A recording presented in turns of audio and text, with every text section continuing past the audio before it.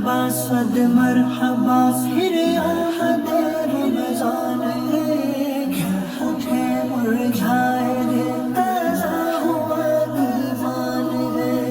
مرحبا صد مرحبا پھر آمد رمضان ہے، ہوٹھیں مرجھائے دل تازہ ہوا ایمان ہے۔ مرحبا الحمدللہ رب العالمین والصلاة والسلام علی سید المرسلین، اما بعد فاعوذ باللہ من الشیطان الرجیم، بسم اللہ الرحمن الرحیم۔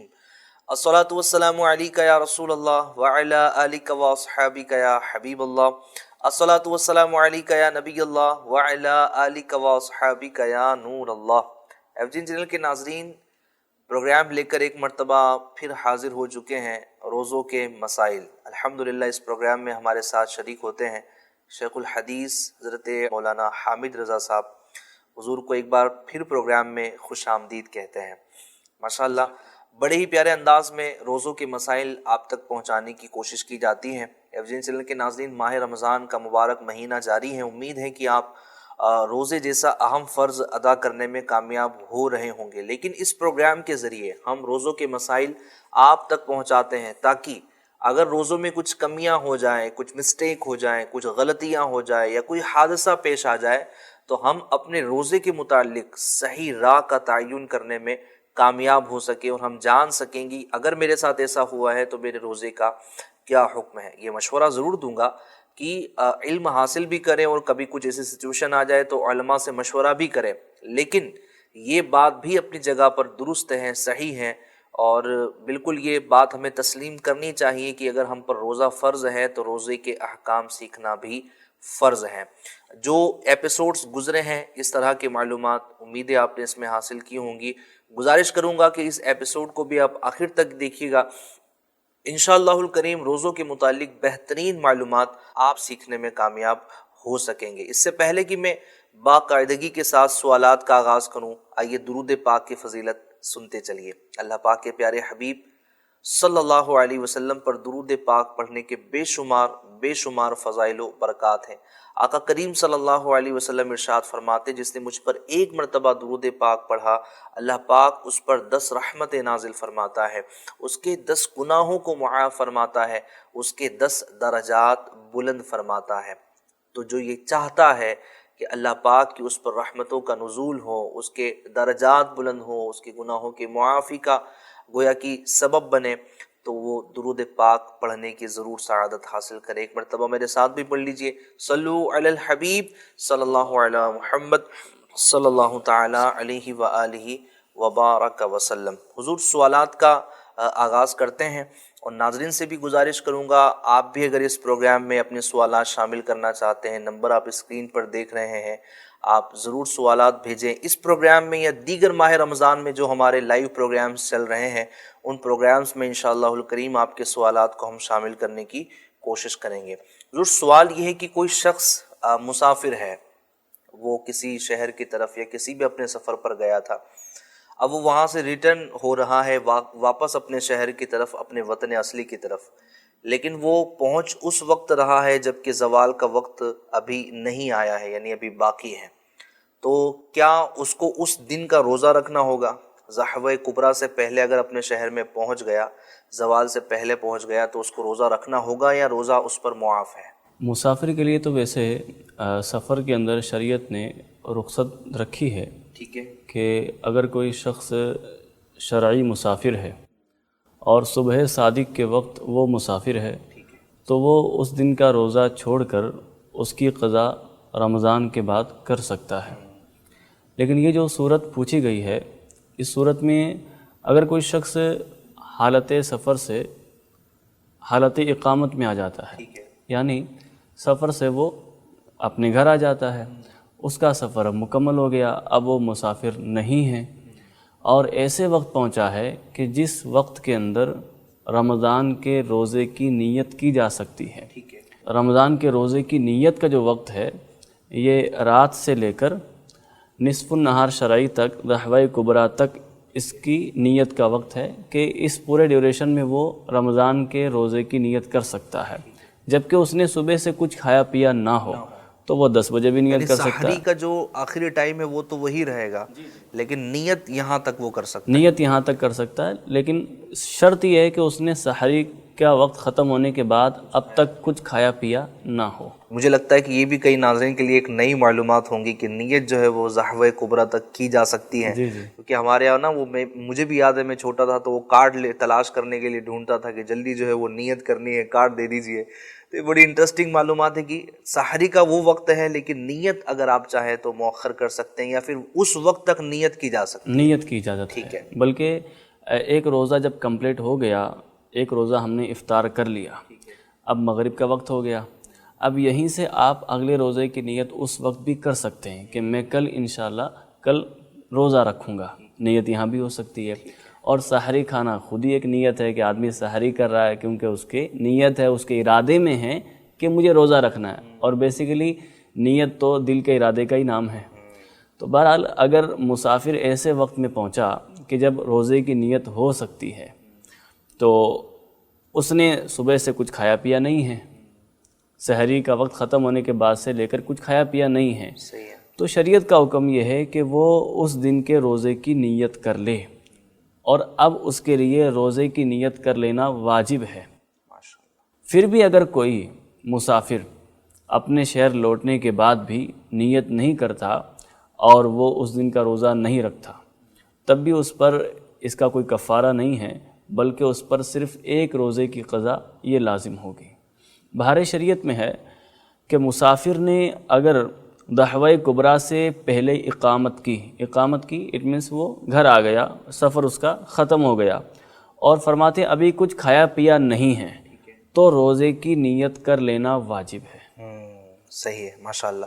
حضور ہو سکتا ہے کئی ناظرین جو ہمیں سن رہے ہیں وہ نصف النہار شرعی ضحوہ کبریٰ نہیں جانتے ہوں گے، تو یہ یعنی کوئی ٹائم کو کہتے ہیں یا کوئی اور چیز ہے یا نیت ہے یا کسی کتاب کا نام ہے، کیا ہے؟ اس کی پہچان کا ایک آسان طریقہ یہ ہے کہ ہمارا جو پورا روزے کا ڈیوریشن ہے، روزہ ہمارا شروع ہوتا ہے صبح صادق سے، یعنی جب سحری کا وقت ختم ہوتا ہے اور فجر کا وقت شروع ہوتا ہے، تو فجر کا وقت جیسے ہی داخل ہوا روزہ اسٹارٹ ہو گیا. ٹھیک ہے.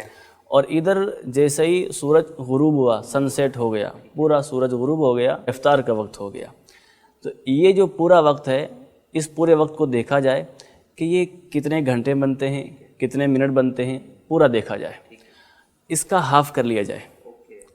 اب جہاں پر اس کا ہاف ہوگا ٹائم کے اعتبار سے، اب الگ الگ شہروں کے اعتبار سے اگر ہاف الگ الگ ہوگا، ہم کسی ایک ٹائم کو بیان نہیں کر سکتے یہاں پر، چونکہ مختلف شہروں کا مختلف وقت ہے. کہیں پر روزہ 14 گھنٹے کا ہوگا، کہیں 12 گھنٹے کا روزہ ہے، کہیں پر 13 گھنٹے کا روزہ ہے، تو ہاف کر لیا جائے.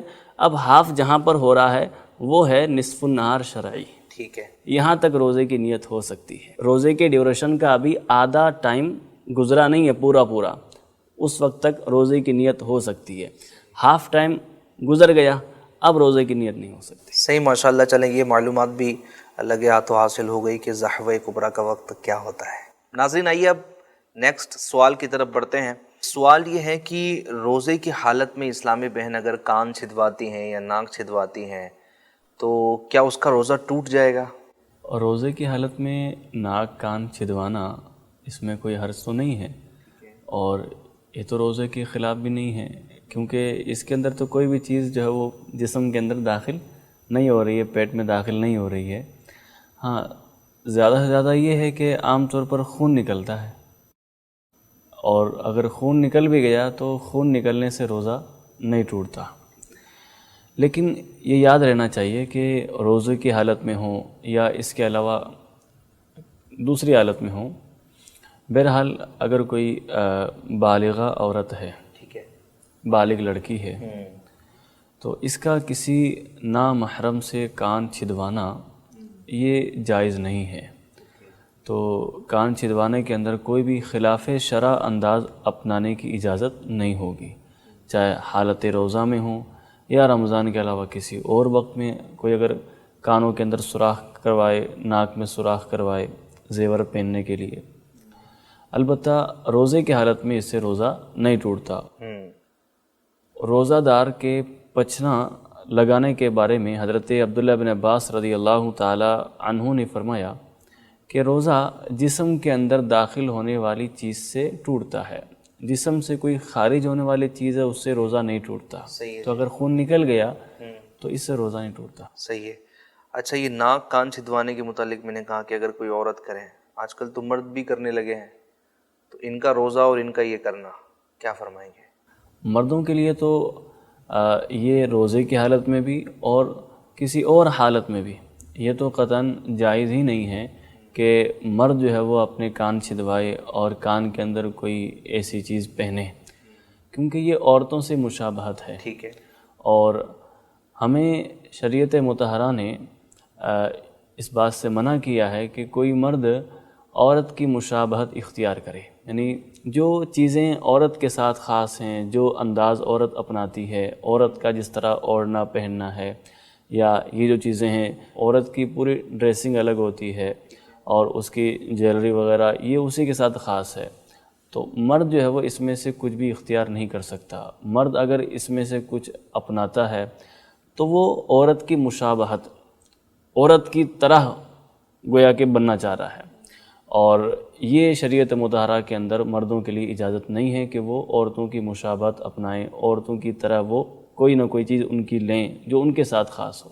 صحیح، ٹھیک ہے، ماشاءاللہ یہ بھی ایک رہنمائی ہو گئی کہ اس میں بھی مردوں کو خیال رکھنا چاہیے کہ جو چیزیں مرد کے لیے جائز ہے وہی وہ اپنائیں، انہی چیزوں پر عمل کریں، بقیہ جو چیزیں اسلام نے ناجائز قرار دی ہیں، جس کی اجازت نہیں دی ہے، اس سے پرہیز کرنا چاہیے۔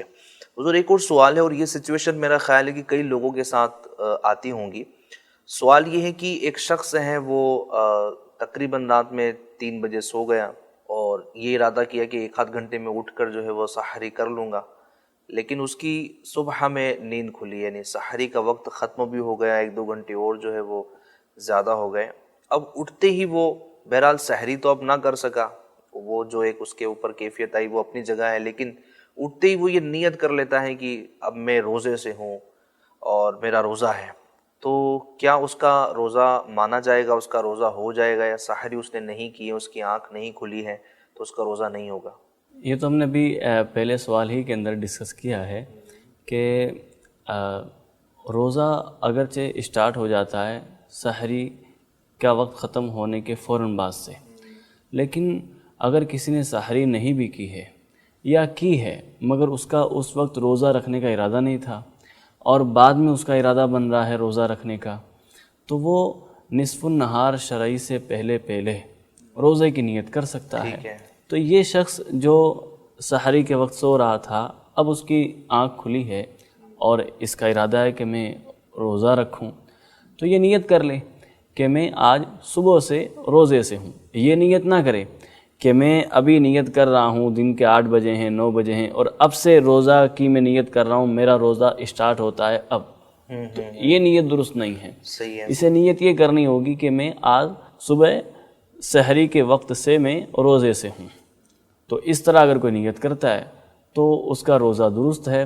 رہی بات سحری کی، تو سحری کرنا یہ روزے کے لیے شرط نہیں ہے، ٹھیک ہے، ہاں سنت ہے، سنت کا ثواب بھی ملے گا، اگر کوئی سنت کی نیت سے سحری کرتا ہے تو اسے ثواب ملے گا، لیکن کوئی بغیر سحری کے بھی روزہ رکھتا ہے تو روزہ اس کا ہو جائے گا۔ یہ بھی ایک چیز جو ہے وہ چل رہی ہوتی کہ سحری میں، ایک تو سحری آپ نے واضح کر دیا کہ شرط نہیں ہے، لیکن سحری کھانا سنت ہے، جی، تو سحری میں یعنی پرٹیکولرلی کوئی ڈش کھانا ضروری ہے کہ اگر کوئی ایریا والا یہ سمجھے کہ نہ ڈش یہی ہونی چاہیے، یعنی اگر ہم ممبئی والی بات کریں تو جناب وہ نہاری چاہیے، تو تکے کباب چاہیے، تو دوسری طرف جو ہے وہ نہیں جناب کھجور ہی سے سحری کرنی ہے اور کچھ نہیں کھا سکتے، تو کیا اس پر جو ہے وہ آپ رہنمائی فرمائیں گے کہ جو بھی حلال غذا ہے وہ، یا پھر کوئی مخصوص چیزیں ہیں جن کو کھانا ضروری ہے؟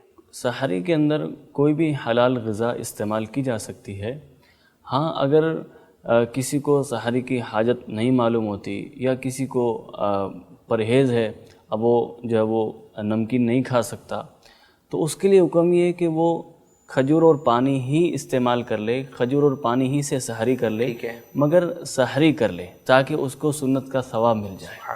تو سحری کے اندر پرٹیکولر کوئی ایک ڈش کھانا ضروری نہیں ہے، جو بھی آدمی کی طبیعت چاہے وہ استعمال کر سکتا ہے، مگر اس میں بھی یہ خاص خیال رکھنا چاہیے کہ ایسی غذا استعمال نہ کرے جس سے پھر اس کو دن بھر روزے کے اندر پریشانی ہو، گیس ہو جائے یا اور کسی قسم کی پیٹ کی شکایت ہو جائے، تو ایسی غذا استعمال کرنے سے سحری میں بچنا چاہیے۔ جو چیز اس کو سوٹ نہیں کرتی، اب وہ بھی مل گئی تو وہ بھی کھا لی اس نے، چلو بھائی کچھ ٹائم باقی ہے تو یہ بھی جانے دیا جائے، تو اس سے بچنا چاہیے۔ وہ کوشش یہ ہوتی کہ وہ آخر وقت تک جو ہے وہ جانے کا جو ہے سلسلہ جاری رہے، جو بھی ملے وہ بس کھا لینا ہے۔ اور لوگ بولتے بھی کہ یار اللہ کی نعمت ہے، جتنا کھاؤ اتنا کم ہے، اور دن میں جو ہے وہ پھر چیزیں ساری کی ساری ہوتی۔ تو بہرحال یہ بھی ایک اچھا مدنی پھول ہے کہ صحت کا خیال رکھے، رمضان آیا ہے، کہیں ایسا نہ ہو کہ صحت خراب ہو جائے اور رمضان میں ہم عبادتیں کرنے سے محروم رہ جائیں۔ کئی لوگ ایسے ہوتے ہیں کہ ہاسپٹل میں ایڈمٹ ہو جاتے ہیں،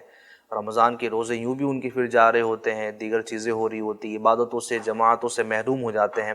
تو اپنی صحت کا ضرور خیال رکھیں۔ FJN چینل پر ان دنوں بڑا ہی پیارا پروگرام جاری ہے، رمضان اور صحت۔ اس میں ہم اپنے ایک ڈاکٹر صاحب کے ذریعے آپ تک کچھ احتیاطیں، کچھ فوائد، کچھ ٹپس پہنچانے کی کوشش کرتے ہیں کہ جو ہمیں رمضان میں مد نظر رکھنا ضروری ہے کہ ہم اپنے صحت کا بھی خیال رکھیں، اور جب رمضان گزر جائے تب بھی ہماری صحت اچھی رہے، اور رمضان کے درمیان میں بھی ہماری صحت اچھی رہے۔ آئیے مزید سوالات پروگرام میں شامل کرتے ہیں۔ حضور ایک سوال مزید یہ ہے کہ روزے کی حالت میں اگر شوہر اپنی بیوی کو چھو لیتا ہے یا بوسہ دیتا ہے اور شہوت کا غلبہ بھی ہو چکا ہے، تو کیا اس صورت میں شوہر کا روزہ یا بیوی کا روزہ ٹوٹ جائے گا؟ روزے کی حالت میں میاں بیوی کا ایک دوسرے کے بدن کو چھونا یہ مکروہ ہے۔ کب؟ جبکہ اندیشہ ہے کہ غسل فرض ہو جائے گا، ٹھیک ہے، یا یہ اندیشہ ہے کہ یہ جماع میں مبتلا ہو جائے گا، یعنی روزہ توڑ بیٹھے گا۔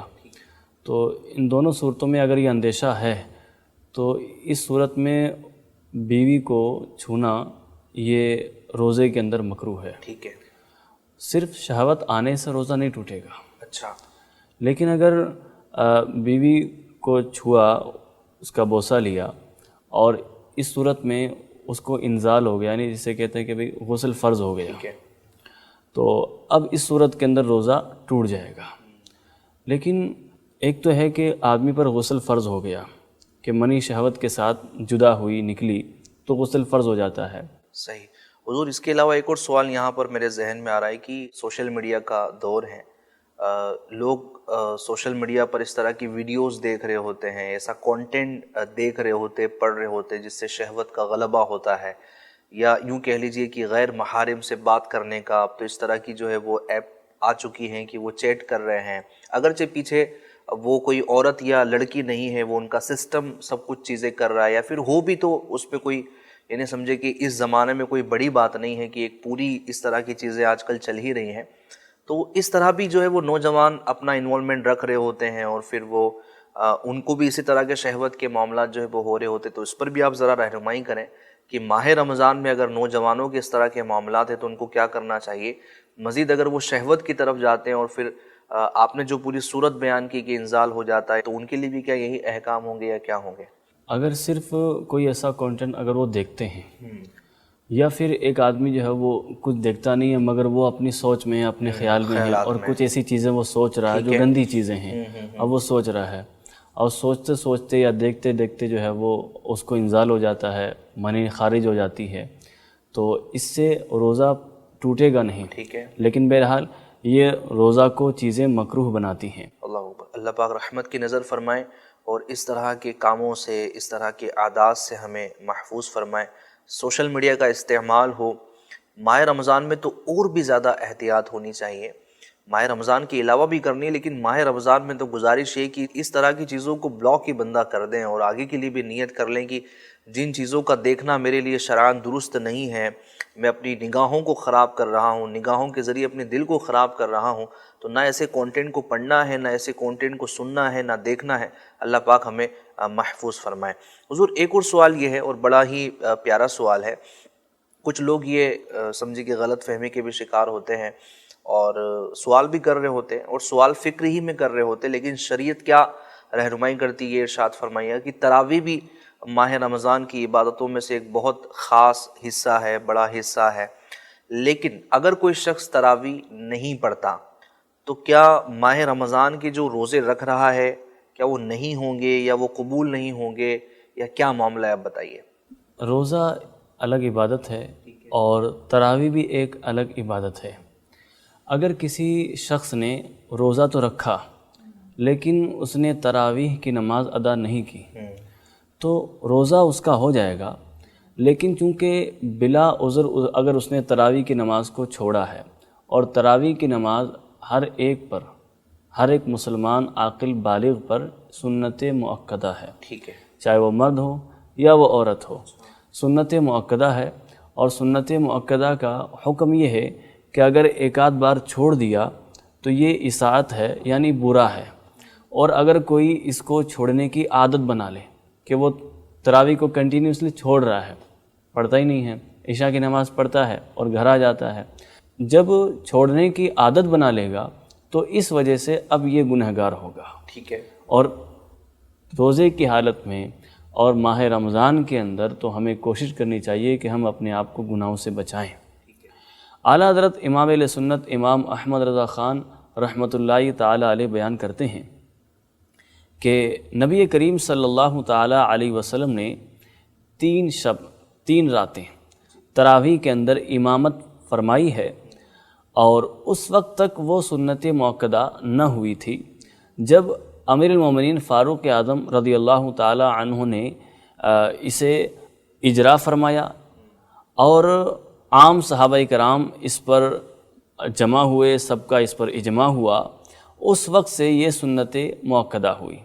تو یہ صرف اور صرف امیر المومنین فاروق اعظم رضی اللہ تعالی عنہ کے فعل سے سنت مؤکدہ نہیں ہوئی ہے، یہ بھی کلیئر ہونا چاہیے کہ بعض لوگ یہ بھی کہتے ہیں کہ یہ تو فاروق اعظم رضی اللہ تعالی عنہ کا حکم تھا۔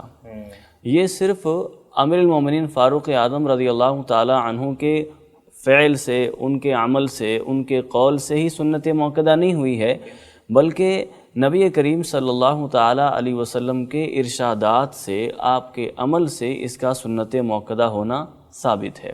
لہذا اب اگر کوئی اس کو چھوڑتا ہے تو وہ سنت مؤکدہ کو چھوڑنے والا ہے، اور آپ فرماتے ہیں کہ اگر کوئی اس کو چھوڑنے کی عادت بنا لے تو ایسا شخص فاسق ہے، سخت گنہگار ہے۔ اللہ پاک رحمت کی نظر فرمائے، اور ہمیں نماز تراویح بھی ادا کرنی ہے، اور بڑا سرور ملتا ہے جو مرد حضرات ہیں وہ جماعت کے ساتھ ہی ادا کریں، اور درست قرآن کریم پڑھنے والے حافظ صاحب ہوں گے، قاری صاحب ہوں گے انشاءاللہ الکریم، پورا قرآن کریم ہم کمپلیٹ کرنے میں کامیاب ہوں گے۔ جماعت کے اپنے ایک فضائل ملیں گے، قرآن کریم سن رہے ہیں اس کے اپنے ایک فضائل ہیں، اجتماعیت کے اپنے ایک فضائل ہیں، ڈھیروں ڈھیر نیکیاں ہیں، اور الحمدللہ برکتیں ہی برکتیں ہیں۔ اس پورے جواب میں اسلامی بہنوں کے لیے بھی بڑی پیاری بات ہے کہ اسلامی بہنوں پر بھی، جو عورتیں ہیں ان پر بھی تراویح سنت مؤکدہ ہے، لیکن ہمارے یہاں حضور ماحول ایک ایسا بنتا چلا جا رہا ہے، عورتیں یہ سمجھتی ہیں کہ ہم پر تراویح ہے ہی نہیں، اور وہ نہیں بعض اوقات پڑھ رہی ہوتی، اس طرح کی چیزیں ہوتی، تو ماشاءاللہ یہ بھی پروگرام میں کلیئر ہو چکا ہے۔ لیکن اگر کوئی تراویح نہیں پڑھتا تو اس کا روزہ ہو جائے گا؟ جی جی بالکل، ماشاءاللہ۔ اور ایک اور سوال یہ ہے، مسجد میں ماہ رمضان میں ماشاءاللہ کہیں سے قرآن کریم کی تلاوت کی آواز آ رہی ہوتی ہیں، تو کہیں امام صاحب کی پیاری پیاری قرات کی آواز آ رہی ہوتی ہیں، اور بڑی اچھی اچھی پیاری پیاری آوازیں ہوتی ہیں، لیکن دوران جماعت کچھ آوازیں بڑی عجیب بھی ہوتی ہیں، کیونکہ ماہ رمضان میں کھانے پینے کا سلسلہ بڑھ جاتا ہے، بالخصوص مغرب کی نمازوں میں جو ہے وہ الگ الگ، یعنی سمجھے کہ صفوں میں سے ڈکار لینے کی آوازیں آ رہی ہوتی ہے۔ ویسے تو خیر یہ افطار ہو چکا ہے، افطار کے بعد کا معاملہ ہے، میں روزے کی بات کر رہا ہوں کہ ظہر میں دیکھ لیں یا جناب یوں ہی پورے دن بھر کا سحری کے بعد سے افطار تک درمیان میں کہیں پر بھی ہو، میں ایک صرف مثال دے رہا تھا مسجد والی، کیونکہ مسجدوں میں ایسا ہو رہا ہوتا ہے، تو کیا آپ فرمائیں گے کہ روزے میں ڈکار آ رہی ہیں اور پھر ایک کھٹا سا پانی بھی جو ہے وہ منہ میں آ رہا ہوتا ہے اور اس طرح کا محسوس ہو رہا ہوتا ہے، تو کیا اس صورت میں روزہ جو ہے وہ ٹوٹ جائے گا، یہ کیا معاملہ ہے؟ ڈکار کے ساتھ جو منہ کے اندر پانی آتا ہے تو یہ پانی ناپاک پانی نہیں ہے، اور اس پانی کو اگر کوئی حلق سے نیچے اتار بھی لیتا ہے تو بھی اس کا روزہ نہیں ٹوٹے گا۔ ایک تو کہ پانی آیا اور اس نے باہر کر دیا، منہ کے باہر تھوک دیا، لیکن اگر کسی نے واپس اس کو منہ کے اندر لے لیا، اور جنرلی ڈکار کے اندر پانی جو ہے وہ اتنا منہ کے اوپر نہیں آتا کہ اس کو باہر کیا جا سکے، بس حلق سے کچھ اوپر آتا ہے، پھر واپس جو ہے وہ اندر چلا جاتا ہے۔ تو سید اعلیٰ حضرت رحمۃ اللہ تعالیٰ علیہ سے سوال ہوا کہ اگر کوئی شخص اتنا زیادہ کھا لے کہ صبح کو اسے کھٹی ڈکاریں آئیں تو اس کا روزہ ہوگا کہ نہیں؟ تو آپ رحمۃ اللہ تعالیٰ علیہ نے اس کا جواب یہ عنایت فرمایا کہ کھٹی ڈکار آنے سے روزہ نہیں ٹوٹتا، اور یہی مسئلہ جو ہے وہ الٹی کا بھی ہے۔ اگر قے آئی ہے اور قے منہ بھر نہیں ہے، یعنی اتنی قے نہیں ہے کہ اس کو روکا نہ جا سکے، آرام سے روکی جا سکتی ہے، تھوڑی بہت الٹی ہوئی ہے، قے ہوئی ہے، وومٹ ہوا ہے، تو اگر ایسی وومٹ ہوئی ہے اور پھر اس میں سے کچھ حصہ اس کا واپس ریٹرن اندر چلا گیا، تو یہاں بھی حکم شرعی یہ ہے کہ روزہ نہیں ٹوٹتا۔ ٹھیک ہے۔ تو جب قے کے اندر، الٹی کے اندر جب کہ وہاں پانی زیادہ آیا ہے اور جو بھی مواد نکلا وہ زیادہ نکلا ہے، تو وہاں پر روزہ ٹوٹنے کا حکم نہیں ہے۔ تو کھٹی ڈکار اگر کسی کو آئی ہے تو ڈکار کے اندر تو نارملی بہت تھوڑا سا حصہ کچھ پانی وغیرہ کا اوپر حلق سے اوپر آ جاتا ہے، اور واپس اگر وہ نیچے چلا جاتا ہے تو روزہ نہیں ٹوٹے گا۔ صحیح، ماشاء اللہ کریم۔ اور یہاں اب میں 2 سوال کرنے لگا ہوں، اور یہ اسلامی بہنوں سے تعلق رکھنے والے سوال ہیں۔ اسلامی بہنوں کو جو منتھلی جو ماہواری آتی ہیں، مخصوص ایام آتے ہیں جس میں وہ ناپاکی کے معاملات ہوتے ہیں، تو پہلا سوال تو یہ ہے کہ ایام حیض میں وہ ماہواری میں کیا روزے ان پر فرض ہیں یا نہیں ہیں؟ اور دوسرا یہ بھی بتائیں کہ اس طرح کی اگر کنڈیشن آئے کہ ان کو علم ہی نہیں ہے کہ ان کے ایام ختم ہو گئے، اور جیسے ان کے جو بھی عادت کے ایام تھے یا اس طرح کا سلسلہ ہوا کہ وہ ختم ہو گئے لیکن ان کو علم نہیں ہے، تو لا علمی میں اگر مزید رمضان کے ایام جو ہے وہ گزر گئے تو اب روزوں کا کیا حکم ہوگا؟ روزے کی حالت میں اگر عورت کو خون آ جائے، جو اس کو ماہواری خون آتا ہے، اگر یہ خون آ جائے تو ایسی حالت کے اندر روزہ نہیں ہوتا، اور ماہ رمضان کے جس دن یہ خون آ جائے تو اس دن کا روزہ بھی نہیں ہوگا۔ اسے یہ حکم ہے کہ وہ اپنے باقی دن کو روزے داروں کی طرح گزارے۔ یہ نہ ہو کہ سب کے سامنے اب وہ کھانے پینے لگ جائے اور کہے کہ میرا تو اب جو ہے وہ خون شروع ہو چکا ہے، اس لیے مجھے اب اجازت نہیں ہے روزہ رکھنے کی۔ روزے کی نیت کی اس نے صبح اور دن کے وقت خون آ گیا، تو اسے حکم پھر بھی یہی ہے کہ وہ اپنا سارا دن روزہ داروں کی طرح گزارے، اور اس روزے کی قضا پھر رمضان کے بعد کرے۔ اور اس کے علاوہ جو دیگر ایام اس کو خون آئے گا، تو جتنے بھی دن خون آئے گا ان دنوں کے اندر وہ رمضان کا روزہ نہ رکھے، بلکہ رمضان گزرنے کے بعد اتنے دنوں کی وہ قضا کر لے۔ اب بعض اوقات یہ ہوتا ہے کہ جب پہلی دفعہ ایک عورت کو خون آتا ہے تو مسئلہ معلوم نہیں ہوتا، تو اب وہ یہ سمجھتے ہیں کہ ابھی تک تو روزہ کشائی ہوئی نہیں ہے۔ پہلا روزہ جو ایک بعض جگہوں پر ایک رسم بھی بن گیا ہے یہ کہ پہلا روزہ بچوں سے رکھوایا جاتا ہے اور پورے خاندان بھر کو بلایا جاتا ہے، اس کو روزہ کشائی کہا جاتا ہے۔ تو کبھی کبھار یہ بھی سمجھا جاتا ہے کہ ابھی تو روزہ کشائی ہوئی نہیں ہے تو ابھی روزے نہیں رکھنے ہیں، حالانکہ جب اس کو ماہواری اسٹارٹ ہو گئی ہے، خون اس کا اسٹارٹ ہو گیا ہے، تو یعنی اب بلوغت کی نشانی ظاہر ہو گئی ہے، اس پر روزے فرض ہو گئے ہیں۔ اب جیسے ہی یہ ایام گزر جائیں اس کے لیے رمضان کے روزے رکھنا فرض ہو جائے گا۔ ٹھیک ہے، ماشاءاللہ۔ تو یہ بھی کلیئر ہو گیا کہ اگر لا علمی رہی ہیں لیکن اگر بات کو معلوم ہو گیا تو آپ نے ماشاءاللہ اس کا جواب بھی بیان فرما دیا۔ اللہ پاک آپ کو جزائے خیر عطا فرمائے۔ حضور نیکسٹ سوال یہ ہے، جیسے کہ افطار کے وقت ہمارے یہاں پر دعائیں کرنے کا سلسلہ ہوتا ہے، اور بالخصوص دعوت اسلامی کے ماحول میں تو اس کی ترغیب بھی دلائی جاتی ہے، تو جو ایکچول میں جو افطار کے وقت کی جو دعا ہے وہ کب پڑھنی چاہیے؟ بعض لوگ پہلے بھی دعا کر رہے ہوتے ہیں، بعض لوگ بعد میں بھی دعا کر رہے ہوتے ہیں، تو حدیث پاک کے مطابق جو افطار کے وقت قبولیت کا جو وقت ہے تو وہ کب ہیں؟ اس پر رہنمائی فرما دیں۔ احادیث طیبہ سے جو بات ظاہر ہے وہ یہ ہے کہ افطار کی جو دعا ہے وہ افطار کرنے کے بعد پڑھنا سنت ہے۔ چاہے آدمی کھجور استعمال کرے، کھجور کے ذریعے روزہ کھول لے، افطار ہو گیا، اب وہ دعا کر لے، یا پانی کا ایک گھونٹ لے لے، افطار ہو گیا، اب وہ دعا کر لے۔ یہ ضروری نہیں ہے کہ جو کچھ سامنے رکھا ہوا ہو وہ ان میں سے کچھ نہ کچھ کھا لیا جائے تبھی افطار ہوگا. افطار ایک کھجور سے بھی ہو سکتا ہے, پانی کے ایک گھونٹ سے بھی کیا جا سکتا ہے. افطار جب ہو گیا اس کے بعد ہی دعا کرنا یہ سنت ہے. چنانچہ سنن ابی داؤد میں ہے, حضرت معاذ بن زہرہ رضی اللہ تعالی عنہ سے روایت ہے کہ ان کو یہ خبر پہنچی کہ نبی کریم صلی اللہ تعالی علیہ وسلم جب افطار کر لیتے تو یہ دعا پڑھا کرتے تھے, اللہم لک صمت وعلی رزقک افطرت. سبحان اللہ. یا اللہ میں نے تیری رضا کی خاطر روزہ رکھا اور تیرے دیے ہوئے رزق پر افطار کیا. ماشاء اللہ. علامہ ملا علی قاری رحمۃ اللہ تعالی علیہ مرقات المفاہتی کے اندر فرماتے ہیں کہ جب نبی کریم صلی اللہ تعالی علیہ وسلم افطار کرتے تو کہتے, یعنی دعا کرتے. تو یہاں بھی آپ نے فرمایا کہ افطار کرنے کے بعد یہ دعا پڑھتے. اور خود اعلیٰ حضرت امام احمد رضا خان محدث بریلوی رحمۃ اللہ تعالی علیہ فتاوی رضویہ شریف کے اندر لکھتے ہیں کہ سنت یہی ہے کہ آفتاب غروب ہونے کے بعد, سن سیٹ ہونے کے بعد جو بھی خرما ہے, کھجور ہے, پانی ہے, وہ اس کے ذریعے افطار کر لیا جائے اور اس کے بعد پھر دعا پڑھی جائے. صحیح, ماشاء اللہ الکریم. تو یہ بھی بڑی پیاری بات ہے اور احادیث پاک سے ہمیں دعا کرنے کی گویا کی ترغیب ملتی ہے. اور عموماً یہ جو وقت بتایا گیا کہ افطار کے فوراً بعد کی جو دعا ہوتی ہے وہ قبول بھی ہوتی ہے اور نبی کریم علیہ الصلوۃ والسلام کا انداز مبارکہ بھی ہے. لیکن عموماً اس وقت بندہ جو ہے وہ غذائیں کھانے میں مشغول ہوتا ہے, پہلے وہ دعا کر لے گا, لیکن افطار جب ایک بار یعنی روزہ کھل گیا تو پورا کھولنا ہے نا.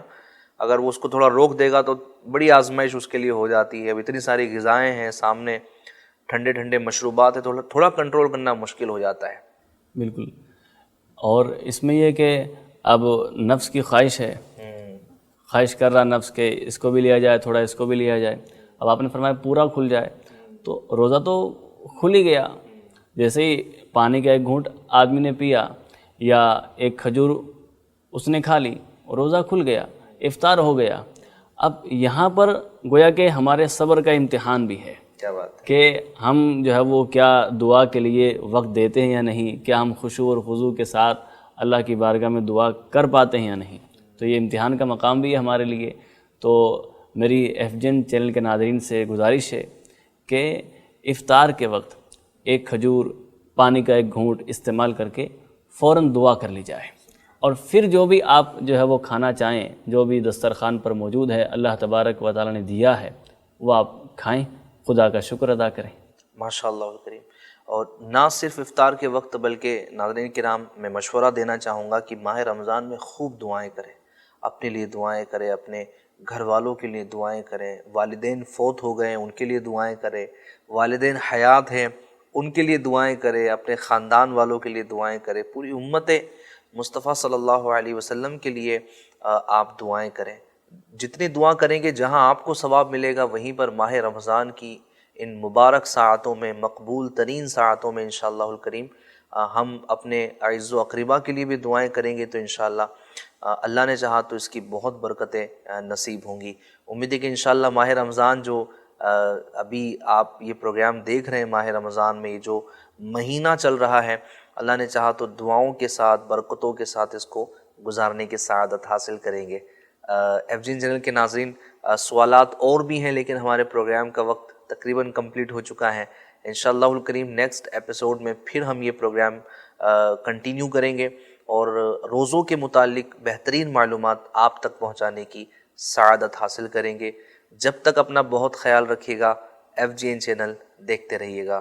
صلو علی الحبیب صلی اللہ علیہ محمد صلی اللہ تعالی علیہ وآلہ وبارک وسلم. مرحبا صد مرحبا پھر آمد رمضان ہے.